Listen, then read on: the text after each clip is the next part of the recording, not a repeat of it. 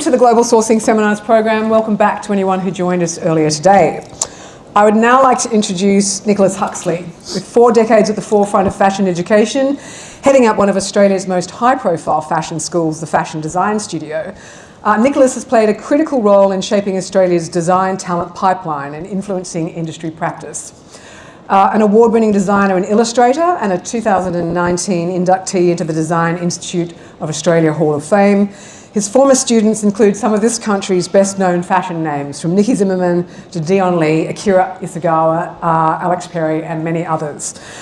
Having worked extensively with fashion institutions, manufacturers, and artisan communities across Europe, the US, Asia, Africa, and the Pacific, Nicholas brings a unique perspective on how education intersects with industry needs worldwide. Please welcome Nicholas. Thank you. Is it on? There we go. And I just should point out that the images in the background are Nicholas's collection from 2024 from Fiji Fashion Week, and using local textiles. Yeah, what I did was that I wanted to, as an educational exercise, I wanted to show the designers in Fiji how they can actually use the fabrics that they can get at their local fabric store and make them look modern. So that's why I did this collection. And the reason why there's so many peace signs and things is because the photos are by renowned Australian or Belgian Australian backstage photographer Sonny Vandervelde, and that's his sort of style. He gets the models as they come backstage and asks them to sort of ham it up. But anyway, there are normal one-way photos as well. I just didn't get them for this session. Look, you're a global fashion nomad. Last month you presented a collection at a PNG Fashion Week organised event in Brisbane. Yeah.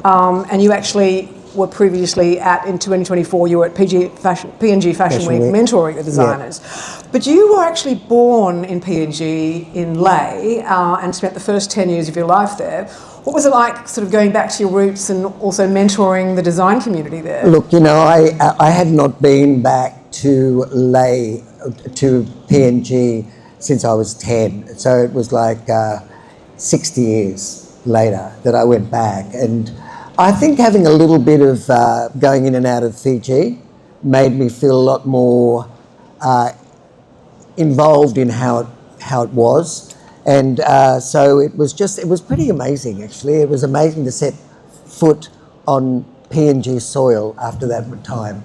And it was very exciting, very exciting. It's a beautiful place. Look, you know, it's very frustrating because it's really only 4 hours away from Sydney, flying-wise, and people don't go there. And I just find it amazing because, you know, it's supposed to be scary and it's supposed to be this and it's supposed to be that and dangerous and all that. But, you know, if you use your wits about you, it's just a fabulous place. It's just so colourful, so colourful, so interesting. They call it the land of 1,000 tribes. Oh, it's just, you know, it's remarkable. It really is. It's just this unfounded place where that is so close to Australia that people should really investigate. It's beautiful. And we had three PNG designers at Fiji Fashion Week 2 weeks ago, which was amazing.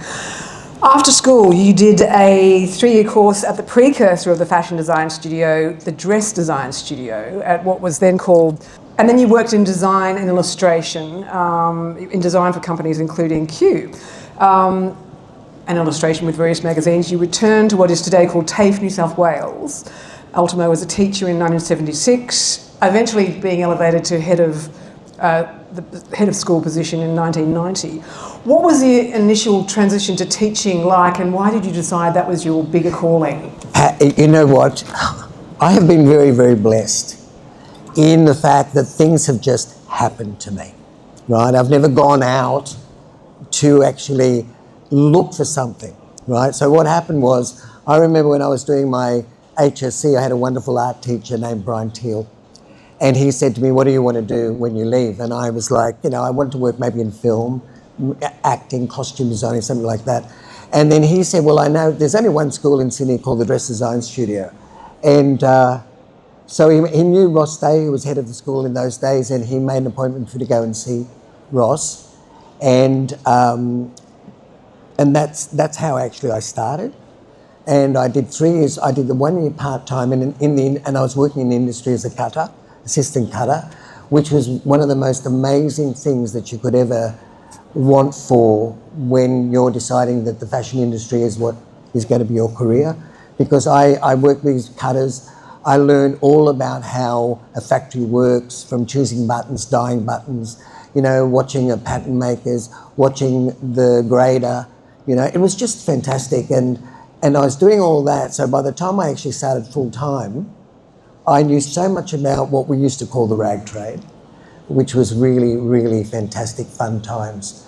And I remember, this is a very funny thing. I think it was about 3 months into the course, and in those days there was no answering machine, there was no, you know, no mobile phones, anything in the phone. I remember Ross Day's phone ringing over and over and over, and I just sat there at his desk, and I was taking down the message, and he walked in and he stood there and looked at me and said, "What do you think you're doing? You haven't got this job yet." And I was just like, oh my God, I never even thought of it. You know, I'd never thought of it. It just, you know, I was having so much fun. We started with 60 students, 2 boys and 58 girls in first year. And in third year, final year, there was 10 girls and me left. And it was just a fantastic time. And I was, you know, I left, I started working at Q, which was an amazing company to work with, really professional, been around for years. Beautiful people to work with, and I'm still great friends with Roddy Levis. And and then suddenly I got this call from Ross Day saying, would I like to come back as a teacher? He thought that I heard him say under his breath, I don't know whether I'm going to regret this, but he said, I think you'd be a really good teacher. And that's how I started. I started teaching part-time, and then I got more classes, I got more subjects. I started to do more daytime stuff, teaching, and then a full-time position came up at the end of 1983. I went for it and I got it. And when you're full-time, then you go to teachers' college and do all that stuff. And then, you know, and I remember a dear friend of mine who came back as a teacher also. She was a student when I was teaching. And she came back, and we used to sit there and go, can you believe that we get paid to do this? Because it was so much fun, you know, being around creative people. People had the same ideals as you. I think it helped that I had been a student too, in the same classrooms, and it was phenomenal. It was just phenomenal. So it was just like a second home to me. I'd stayed in contact when I left. After 3 years, I stayed in contact, and then, you know, so it was just always something that I cared about. It was part of my being, for sure. And look, you spent the best part of 40 years there, and you did teach, you know, you were there when, I mean, these incredible stars of Australian fashion, Nikki Zimmerman, Dion Lee. How easy is it to spot stars when they're at fashion school? I mean, did you have any inkling? Look, there's 3 years for them to hone their talent. But and in the beginning, you can't tell. Because Marianne from the Australian Fashion Council this morning she's the head of the Australian Fashion Council. She said when she, you know, goes around and speaks to everyone, emerging designers all want to say, I want to be like Zimmerman. Look, Nikki was a very hard-working, very average student. She wasn't a standout at all, you know, but she had a very strong family background. Her sister was, you know, a numbers person, an accountant. You know, like, she had come from a really good family. But that was actually her class had Valerie Young, who was a great stylist, Sonia Hopkins. You know, it was a very strong year, and I think that helped make it such a beautiful 3 years for them. But I know, look, let's go back. I remember, I think the first person, well, number one, I remember Akira was doing part-time, and I wasn't teaching design at that time, and the teacher was sick.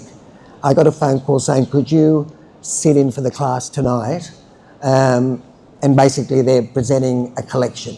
That was their homework. And I remember coming in, and I was sitting around going to every designer and all the students looking at their stuff, and I came across Akira sitting there quietly, meekly, very, you know, has so much humility.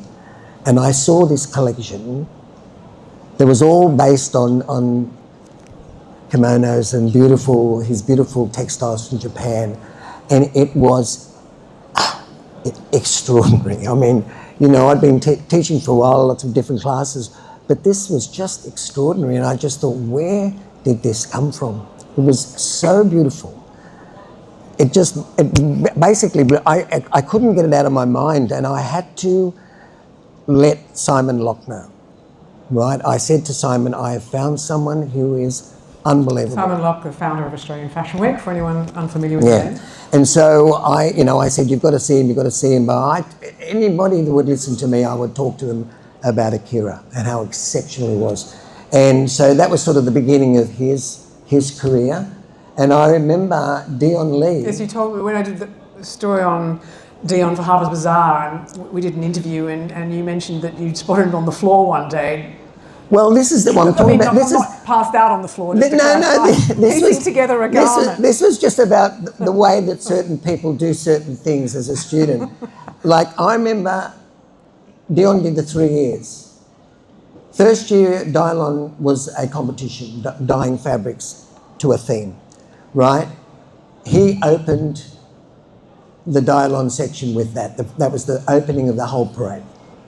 In second year, it was a tailoring garment. He did this tailoring garment that had 4 tailored jackets within the one garment, so that the sleeves, everything was tailored. And so you could take it apart. One part could drop as a train. It was exceptional. And I'm thinking to myself, it was such a beautiful garment, beautifully made. And so we opened the whole show and I thought, how are we going to show this off? So I remember I had down the end of the runway, and I had the jacket just sitting there, laying on the floor with a spotlight on it. And I hired this really beautiful model, a dancer. And all she did was walk down the catwalk. The music started, she walked down the catwalk. She had a pair of black briefs on, panties, and a black strapless bra. She sat down next to the jacket, and she just didn't even get up. She just kept on putting the jacket on the 4 different ways. And then she stood up, and then all the other tailoring garments came down the catwalk.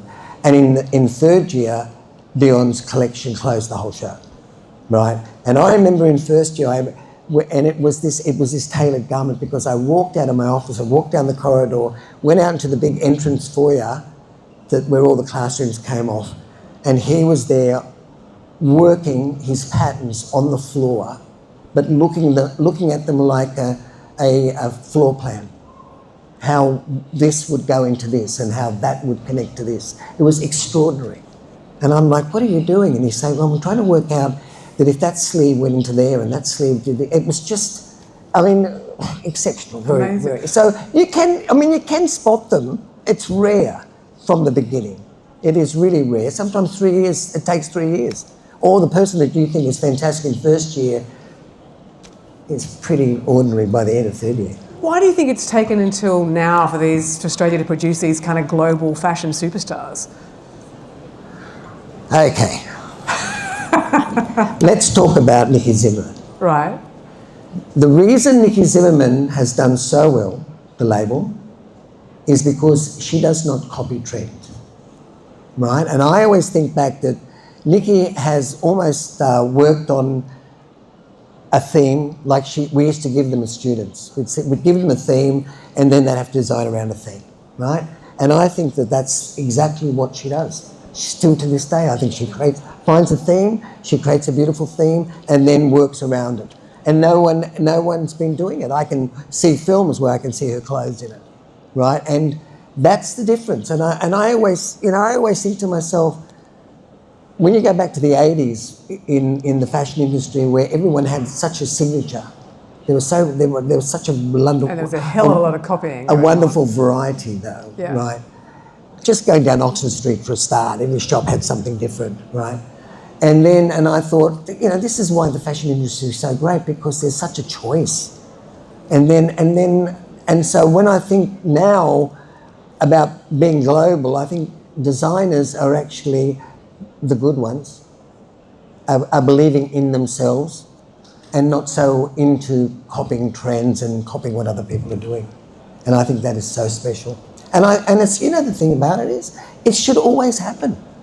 I don't get why designers feel there must be some sort of an insecurity where they feel that they have to copy something that's already successful in Europe so that it does well here. That still goes on. But I mean, I do think Australian Fashion Week's probably played a key role because, I mean, Nikki was in the very first Australian Fashion Week. Yeah, Romance was born. You know, they're doing their own, others that I've taught. They're just doing, those people have got a name for themselves because they've created a signature. And that's really, really important. What is the importance of fashion education and how does it differ around the world? We'll get into the story about where else you've gone in the world, but how important is it and how does it how is it taught differently? You know, look, I've had a lot to do with doing it, you know, here, of course, in Fiji, PNG, Africa. Miami. Now, in September, going to Delhi to India for 3 months. Education is all about attitude. And I find that a lot of the places where I've worked don't understand about being international. I think it's maybe beyond their dream that they could possibly be international.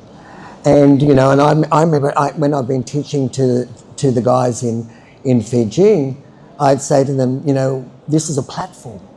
You know, you're climbing a ladder to get to this point. And if you look at your beautiful culture and your heritage and work on that, right, you could do something really beautiful that makes you stand out from the crowd, which will put your name on the map. Now, the problem is with these people, they don't think that that's a possibility. Right, I don't know what it is. But I mean, they're looking at all the media and the big shows. And yeah, but no, look, I used to say to them, you know, you've got everything there. There's a computer. Research design. Look at detailing. You know, it's all there for you. But why are they doing the course if they don't want to go? I mean, what are they doing the course for? Well, because there's no design education there, so they need that But they will, you know, they'll take it all in. You're talking specifically about Fiji here? I'm talking about most of them. Right. Right, but they take it all in and then they'll do it to a point, but if it's not their comfort zone, right, then, you know, then it's like two steps forward and then 3 steps backward. So it used to get very frustrating. The thing is also is that they're so used to doing their prints. You know, they're very obvious, you know, prints. In Fiji cultural prints, that a lot of them tend to do the same thing, right? So there's a place in Suva at markets down near where the buses are, and you walk in there and have a look around, and you really couldn't, there's a lot of designers, you can't tell whose is whose, right? Which gets very frustrating. I'm sure for them, but they don't realise how actually it is easy to, that's why I did this, to show them how you can think modern and on a different level, right? The other frustrating thing about, for instance, Fiji is the choice of fabric. Yeah. Right, it is very frustrating. They don't have the money to buy really beautiful linens and cottons, so everything is synthetic. There's a lot of polyester. And like I remember there was a guy, Apelli, and he did this a few years ago, did a beautiful... Who opened Fiji Fashion Week this time. Right. Yeah. So he's made a bit of a comeback. And he did this beautiful print, right? I was going overseas and I contacted him and I said, do me a favour, send me 2 to 3 metres of the fabric and I'm going to have it made up in a jacket and I'm going to wear it when I'm travelling. And I'll tell everyone about you and what you know. Of course, it never happened. The fabric never arrived and all that sort of stuff. They don't take opportunities that are given to them a lot of the time. It tends to be, you know, look, money, costs of things, maybe too hard, maybe lazy. You know, there's a lot of things that involve yourself. So I get over there and shake them a bit to say that this is what you really need to do, and you have to work as hard as they do, or even more. I've never asked them to do anything that I haven't done myself. This was purely about that. You know, me sewing everything myself, me buying all the fabrics and doing it all myself to show them that it is possible, that you don't have to, it's not about being negative. It's all about that there's an adventure out there. Go for it. So coming back to Australia, or in fact, I mean, anywhere where you've taught, and you kind of touched on this with Nicky Zimmerman, but what's your advice to students about the absolute importance of developing their own handwriting, their own original handwriting? I personally think that is the most important thing to be successful. Because if you can go through a fashion magazine and you can just know that that's that designer, that's what you need, because that's what people are looking for, individualism, on a worldwide scale. And that's where you can get yourself a name. But how do they tap into that? How do they work out? Believing in themselves. Right. A lot of them don't, a lot of students don't, they don't really, it takes a lot of guts to do something by yourself that's different to everyone else, right? But I always believe that if you actually believe and you work hard and you're passionate about what you do, but you've got to make sure that there's something different about it, right? Then it's possible for you to be a success. Media grabs it. Media grabs the attention very quickly when it's something different. And everyone needs good PR. So that's one of the ways to do it. Look, people spend a lot of time, not to mention money, pursuing tertiary education in fashion. How should students best harness the skills they learn there? I'm a big believer that I think that anybody who's going to be a critic about fashion needs to know how to do it, right? You need to know how to pattern make. You need to know how to sew. You need to know how textiles work. You need to know all the elements and principles to be able to be a critic, whether it be about positivity or negativity, right? And that is so important in the industry. People who know all those things really, really well can have an enormous advantage, out in the workforce. Did I answer you? Yeah. She's fascinated by it. She's just nodding her head. Yeah, you go. And look, what about work experience? How important is it to have practical work experience out in the industry? There's nothing better than working on the job, like going out and working. I mean, I'm a pure example of that. I had a ball with those cutters. I just learned so much working on the job, learning your mistakes, learning how things work, and jumping at the chance. And I remember when the students would have to in third year get themselves a working for the industry, find themselves a job, and I would ring the companies. And I'd say, they'd come to me and say, I've got an interview with this company, I've got an interview with this company. And I'd ring that company. I said, listen here. I said, I don't want to hear that you've got them counting coat hangers or going out and getting you coffee. I said, they're here with you to learn, right? Because I experienced the learning. And I said, please, they're there all day, working for nothing. Please, please. Train them, teach them about it all. Try as much as you can to show them every facet. It's really important. Did you not play a role in introducing Dion Lee to Q Clothing originally? Well, yeah, I mean, that ended in tears, but after No. What happened was Rod Levitt. I had always talked about, when you're teaching design, it's all about your career, your stories. It's much more. Your stories about the industry are a lot more interesting a lot of the time than what's in black and white. And I used to always talk about how I did the 3-year course. I left. I got a job at Q. I was the first male that they'd ever had there, and what a great company it was, and what a lovely. Apart from the founder. And Rod Levis was just such a beautiful man, and. I was very lucky that my first year out, I worked for such a really beautiful, solid, human company, right? And also what was nice was the fact that we never had to design collections. We designed new clothes every week. So there was this continual creativity going through us all. And I used to say it all to the students, and Dion obviously was clicking. So he was getting very successful, getting a name for himself. Next thing, I got a phone call from Rod Levis and he asked me what would I think of him backing someone. And I'm like, well, you haven't done that. He said, no, I've never done that before. And this is like, and I said, who do you want to back? He said, I got an email from Dion Lee.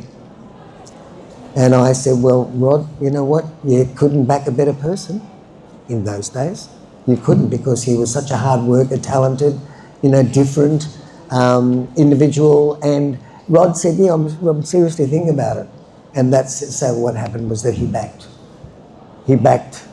a winning horse until it wasn't. He did. I mean, they did a little collaboration, a capsule collection, and then took a majority stake in the business. Of course, as I said, there were problems in the end. But I mean, and ultimately, I don't think it was the right fit. I mean, ultimately, because Q is not a luxury retailer. Well, what happened was Rod got Dion to do a Q by Dion Lee. Yeah. And it was sort of a little bit of this and that of Dion's design processes and his style, but in that sort of almost corporate hue feel. So it was a mix of both. And look, and I talked to Rod about it afterwards, and he said, and he did it for a while. It wasn't just a 1 year. He kept doing it because he could see it was a slow progression of success. It was working really, really well. And so he stayed with it until then Dion, did his own thing and reached for the stars. He certainly did. Obviously, the industry is vastly different now to when you started. But to what degree do you think the design schools are keeping up with the fast-paced global fashion industry today? Do you think they are? No, I don't know. Maybe I'm a bit tough about all this stuff. I miss, when I go to end of year shows now, I miss to see beautiful tailoring. I miss seeing beautiful pattern making. I miss seeing a really great fit.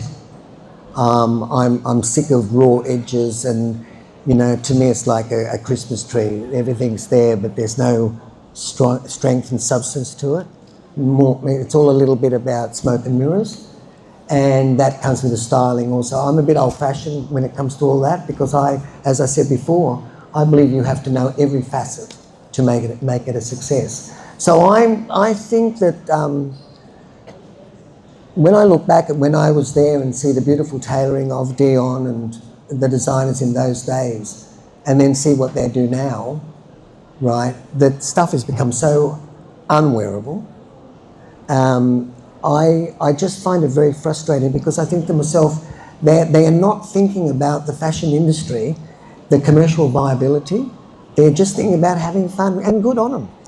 But I do believe that, like in third year, when they're doing a collection, they have to do 8 bodies. I think they should do 4 bodies that are outrageously, fabulously creative, and do the same 4 in a more commercial look, to show that they have that ability, that they're versatile. I find fashion education now to be very one-layered and not open to a lot of different things, where I think that's what the fashion industry is about, a lot of different things. Isn't there sort of the theory that if you've got the creativity, you can tone it down and make it commercial, but if you don't have that, you can't. You can't become more creative.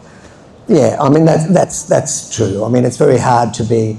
It's easy to tell an extrovert to shut up, but it's very difficult to tell an introvert to get up and talk in front of 10,000 people. That's a very good analogy. You know what I mean? So it's the same thing. It's like, you can say to them, you can see all this talent, hone it down. Come on, calm it down a little bit. Get rid of that, get rid of that. You can pick things and say, just simplify it. As a teacher, that's what you do, simplify it. It's just too much, right? But then you've got the other side of it, that you can have someone who works so hard, who's so precise. The garment is beautiful. It's not mad, it's not crazy, but it's serviceable and it works also. So there are 2 sides to it all. But by the same token, now with social media, we also have, there's a platform called Up Next Designer.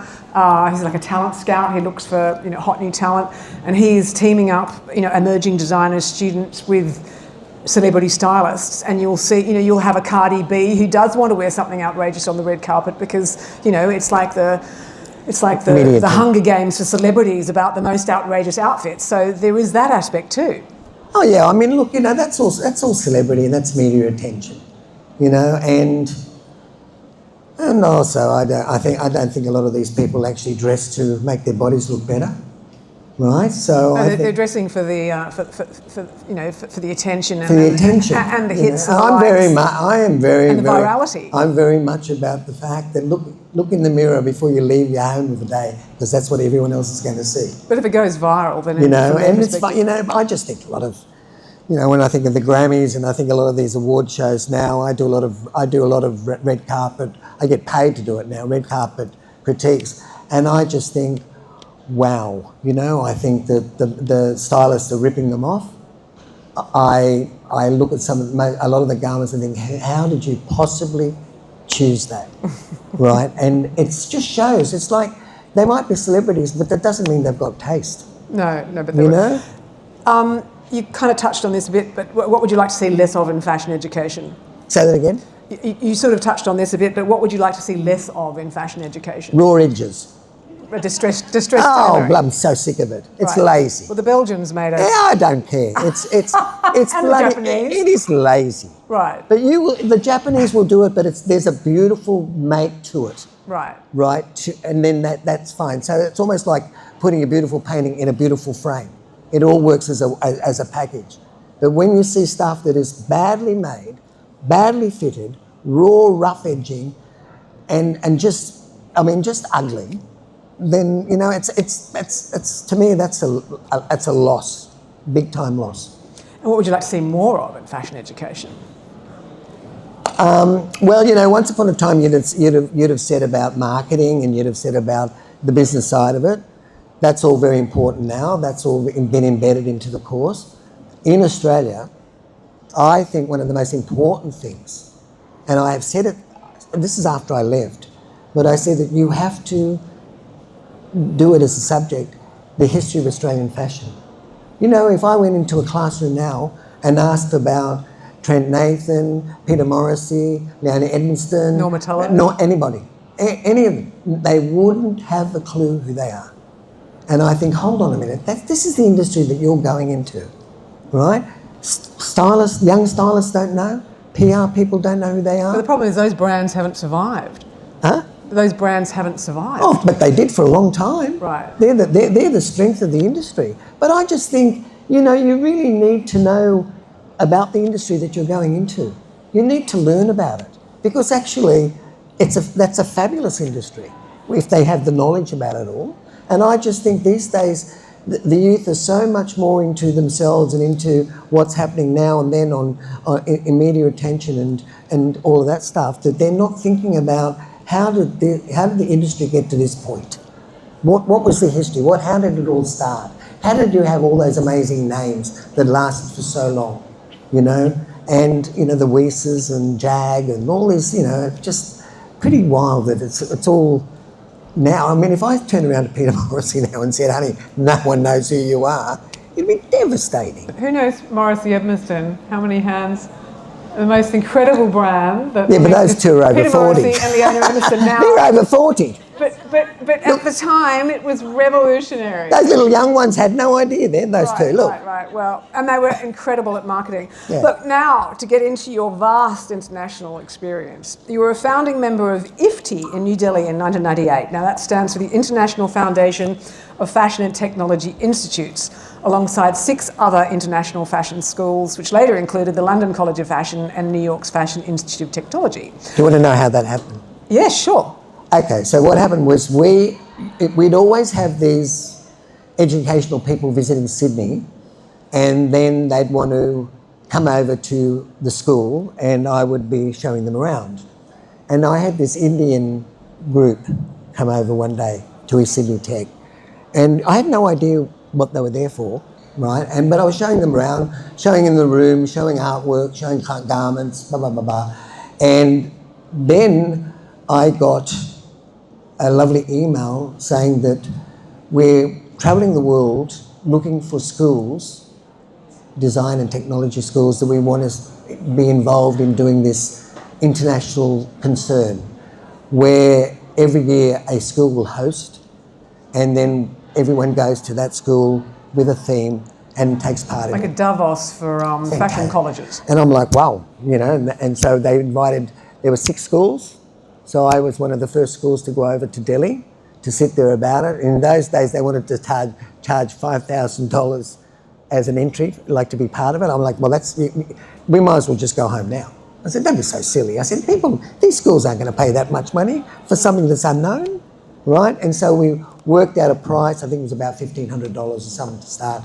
And now there's probably about 60 schools involved all over the world, which gave me an opportunity to travel. Because every year there was a conference in a different country, and you literally you went all over Europe, South America.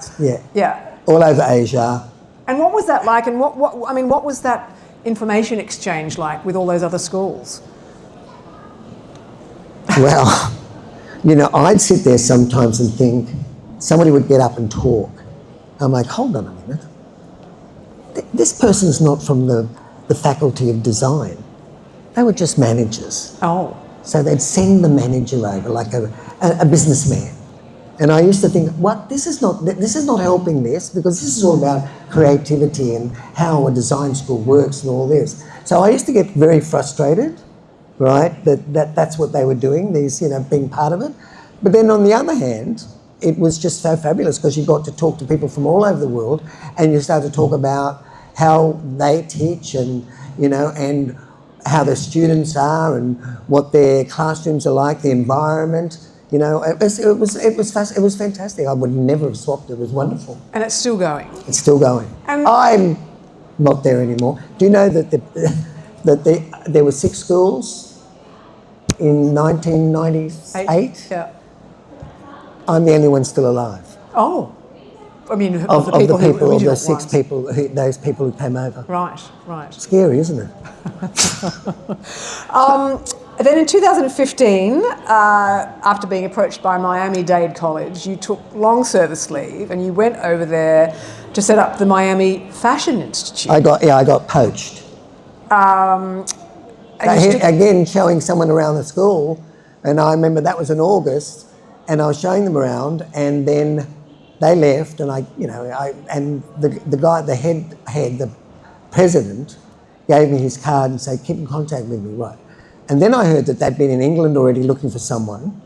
And then my friend Anne Normwell, who was over working in higher education, it was late November, and she came over to me and she said, do you know those people from Miami-Dade College? And I went, yeah, Dr. Pedron, blah, blah, blah, sweet people. And she goes, guess what? When I said, what? She said, they've contacted us.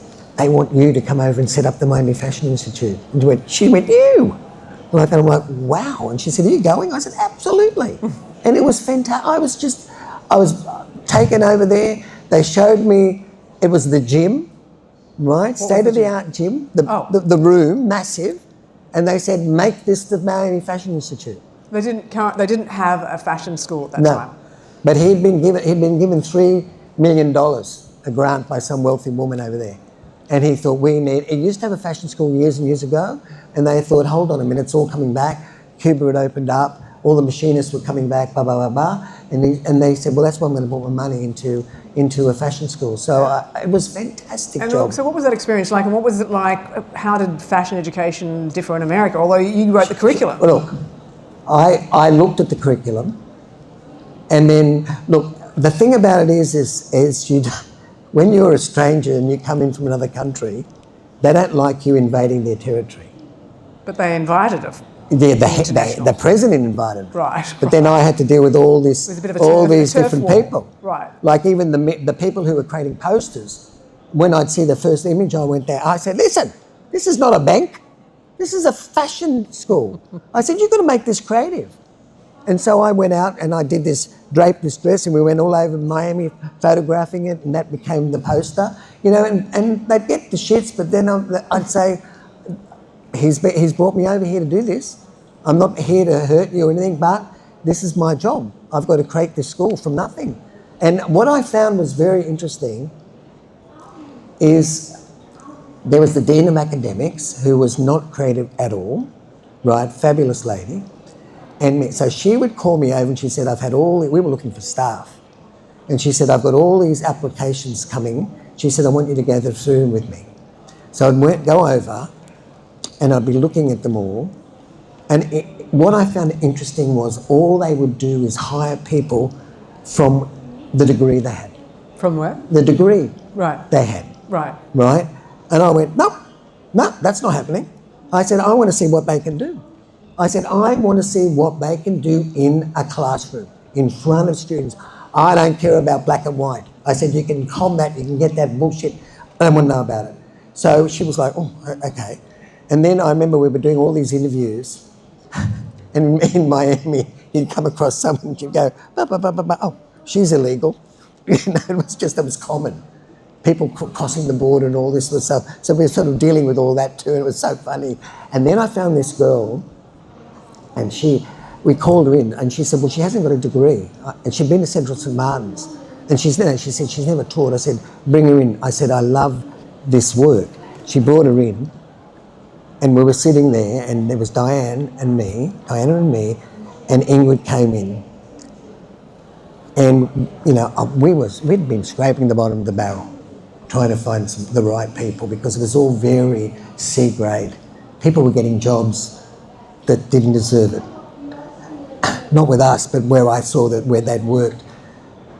And I opened up her portfolio and I started to cry. I literally, and Diana's going, you all right, you all right? And Ingrid was like, oh my God, you know? And I said, I've just got to tell you, this is so beautiful. This portfolio is so stunning, right? And then, of course, Diana said, well, we can't tell you anything, that you've got to go, and then we've got to go through other people, blah, blah, blah. And as soon as she left, the applicant left, I said, stop her, right? I said, that's her. And she said, well, she never taught before. I said, her history is her teaching, what she's done. And so that's where I started to realise education there is so, so different. And they have feeder schools. They had what? Feeder schools. So I would go out and do presentations with schools all around Miami, and those certain schools would feed that lot of students into the school, whether it be fashion or food or technology, whatever. You know, so it very, very, I don't think the education system is very good at all. Right. In a very nutshell. expensive and not very good at all. Not tactile, not hands-on. Right. You know, and I noticed that when I'd be sort of talking to other staff in different areas, and I'd be thinking to myself, you know, it's almost like that one day they're going to get caught for not having the talent that they're supposed to have. And so I find the education system very strange. Also in 2015, you were invited over to Fiji Fashion Week for the first time, and then you actually returned the next year to mentor the designers there in the lead up to the event for 7-8 years.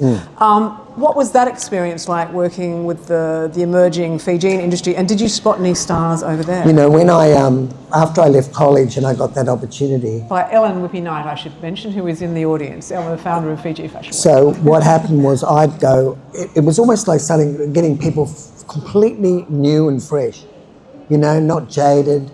You know, mind you, it was, and people who wanted to do it, it was and they were all ages. They didn't have to have their schools. It was nothing to do with any of that. It was about people who wanted to learn something.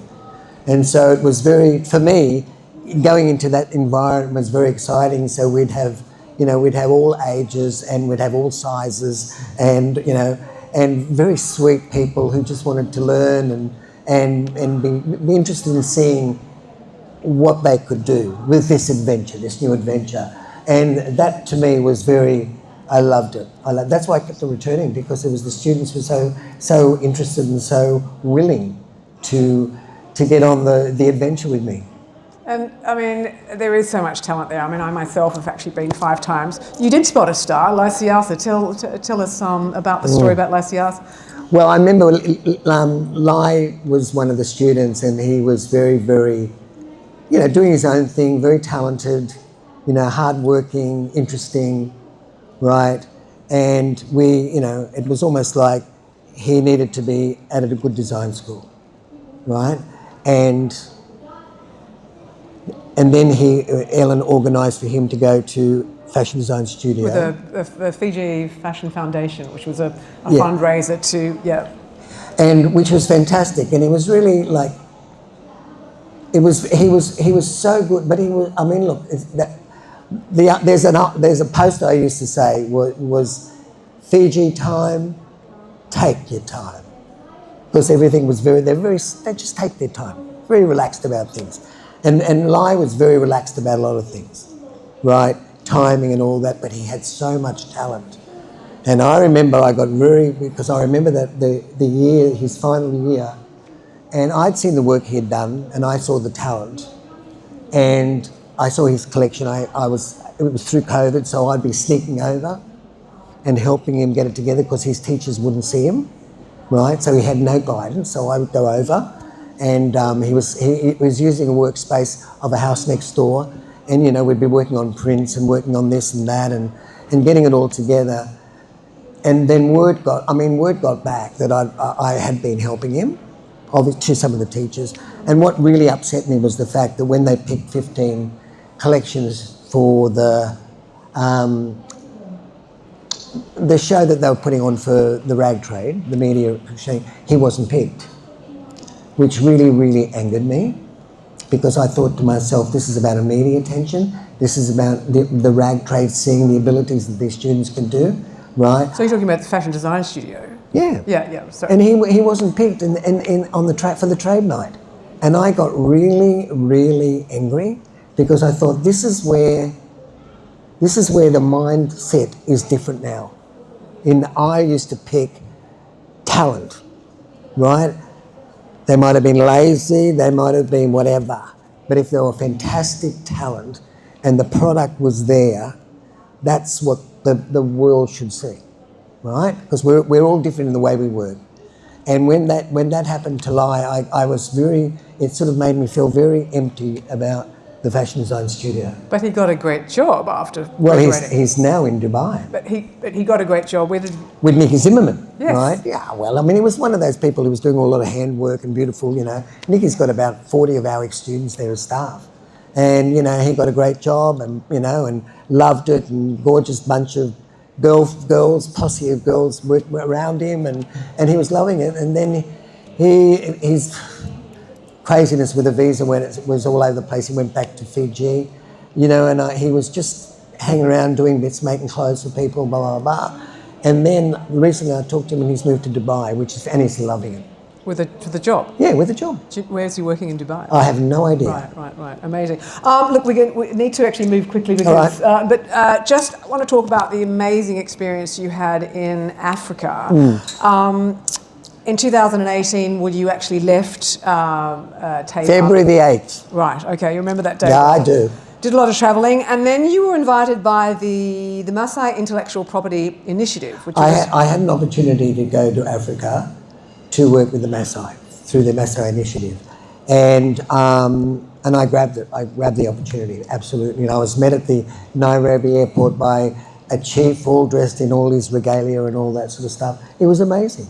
It was amazing, and what I wanted to do was show them how to adapt their clothing, all that beautiful checks and things that they use, and make it into beautiful fashion, and do the same with jewellery so that they could sell it internationally. So this is in Kenya and Tanzania. Yeah. Right. The shock I got when I got there was that all the beautiful checks are all synthetic. Oh. You know, I thought they'd be beautiful raw wools and all synthetic. I'd go down to So they have a fabric problem too. Oh, you know, but you know, it's just they're all the little things that we don't see because it's all beautiful and visual. But when you get up there and you see what's happening in front of you, it gets very frustrating. And I organised pattern makers. I bought fabric samples. We got it all happening and all this sort of stuff. And as soon as I gave them how much it was going to cost to get a collection made, which in those days was about $450, they wouldn't think of it. Right. They wouldn't think of it. It was almost like, oh, you know, that's too much money. This is, you know, why would we spend that money when we don't know what's going to happen and all this? So they're the things that used to frustrate me about when you're dealing with these sort of countries, because they don't think outside the box. It's all about they do it what's there in front of them and that's it. It's like in Fiji, they will design clothes and make them, and they will sell them off the catwalk, off the runway. So doing sizes, doing a collection with different sizes, different colorways, etc. The population is too small, right? The cost factor Not in is, Africa. no, no. But what I'm saying, Yeah. in, for instance, Fiji, Of course. there's so much contradiction, so that they don't think of it like that. They're just happy to make a garment and sell it, right, to that one person, right? So you see how these other countries work and how their thinking process. It does get very frustrating. Your next port of call, as you mentioned earlier, is back to New Delhi in September to become the first ever international lecturer at the World University of Design. Yeah.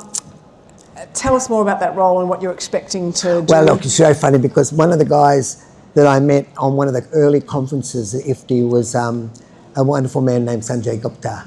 And we've stayed in contact over many, many years. And then recently, not that long ago, he actually posted something, and I just said to him as a joke, so when am I coming over?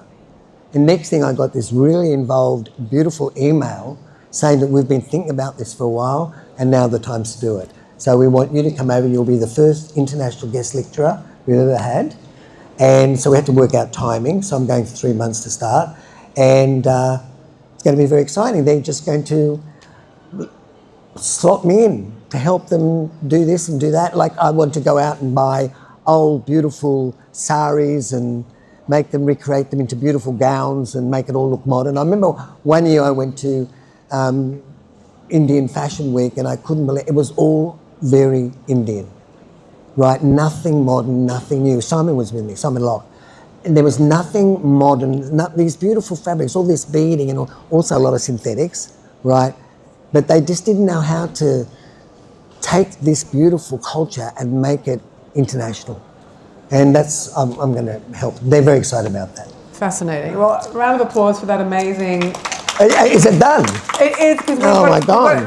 Are there any questions? We can take 1 or 2 questions. Come on. Any questions? Oh, yes. Could someone... No, you can... I don't, you don't. You can ask.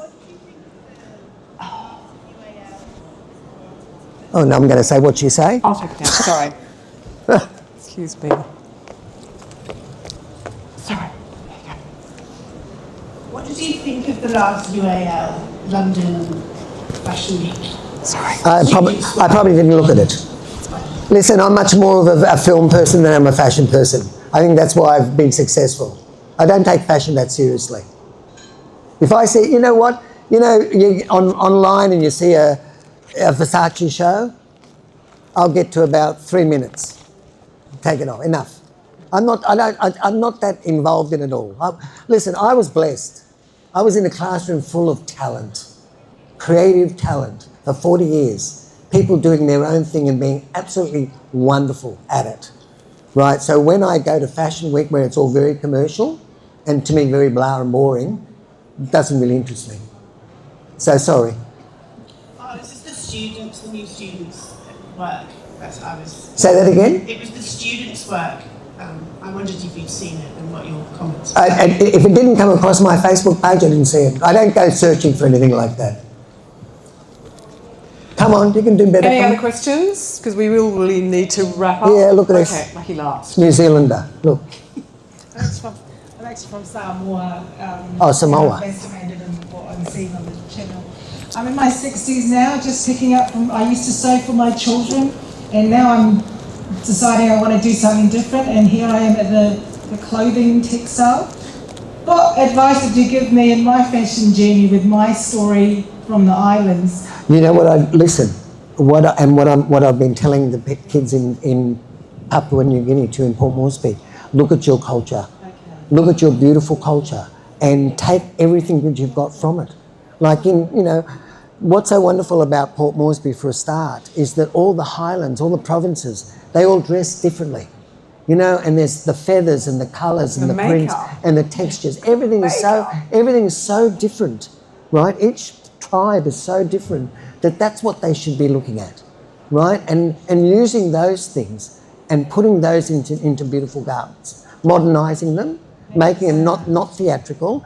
Look, I mean, the thing about what I've learned is, for instance, Will, who did Fiji Fashion Week and he did the couture show in Brisbane, that he still needs to learn about pattern making. Oh, William Mubus. Yeah.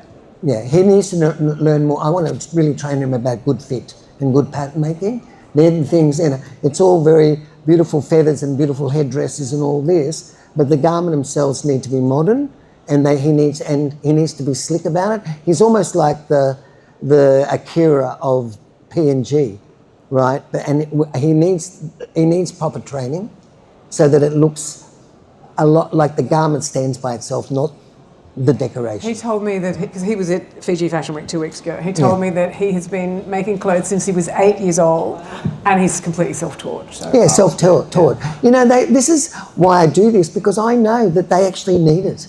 They need someone over there to train them, to show them how to do it properly, right? To make them better than they are. You're such an inspiration. Thank you so much. All right, another round of applause for Nicholas. Okay. Thank you. We literally are starting in 5 minutes the repeat Jude Kingston session from this morning, which sold out. So yes, thank you very much for joining us. If you'd like to stay for that one, hope to see you there. Thank you very much. Thanks, Patty. Thanks everyone for coming. Okay, you can go now.